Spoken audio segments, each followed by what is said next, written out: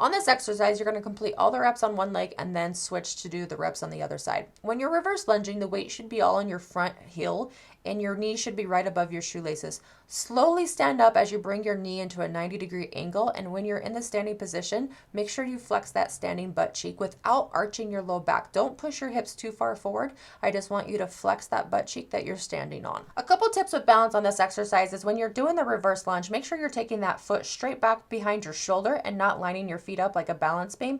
And then also in your reverse lunge, you'll notice that I'm slightly leaned forward. That will also give you a little bit more balance because you're putting a lot more weight on that front foot. Once you've mastered balance on this exercise, then feel free to add dumbbells. When you switch legs, you will notice that there's going to be a weaker leg. Definitely use that weaker leg to determine if you're okay to add weight. I want that weaker leg to be better at the balance before adding weight. Everything still applies to this when you're holding dumbbells. Those dumbbells will just be down to your slide. Slight lean forward in the upper body, weight through that front heel, flex that standing butt cheek as you bring your knee up into a 90-degree angle without pushing your hips too far forward and arching your low back.